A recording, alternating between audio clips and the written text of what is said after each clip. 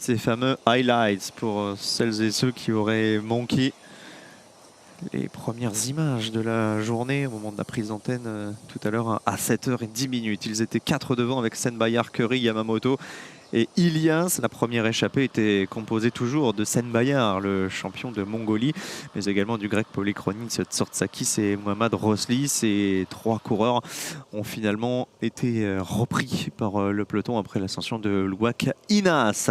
L'attaque, on n'a toujours pas compris pourquoi, Roxane, de Yamamoto qui s'est isolé alors que le groupe de 4 tournait bien.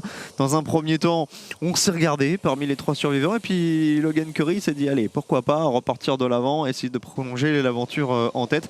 Et c'est un duo qui s'est formé avec Periclis Ilias, un duo qui reprendra Yamamoto dans les derniers kilomètres avant le retour du peloton.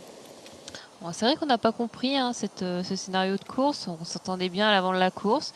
Yamamoto, lui, a décidé de partir seul à l'avant, mais derrière, on est rentré après quelques kilomètres pour Logan Curry et le grec.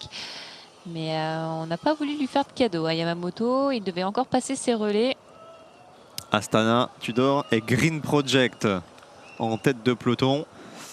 Astana pour Gleb Syriza, Tudor pour Arvid de Klein et Green Project par Tienic ISF pour Enrico Zanoncello. L'écart se réduit, 18 petites secondes. Les 2 derniers survivants de l'échappée sont revus à moins de 9 km du but. Et là, les formations de sprinters placent leurs hommes, les trains se mettent progressivement en place, celui de la Bolton Equities Black Spoke. On pensait que ce serait pour George Jackson, finalement c'est Matthew Bostock, le seul britannique de cette équipe qui est allé sprinter. Et l'arrivée avec la victoire d'Arvid de Klein. Parfaitement déposé par son poisson pilote, Sacha Wemas, calé dans la roue, ne parviendra jamais à remonter le sprinter néerlandais qui s'offre sa 11e victoire en carrière. Deuxième, Sacha Wemas, et Gleb Syriza, le géant russe d'Astana, doit se contenter de la 3e place. Levé de bras synchronisé chez Tudor.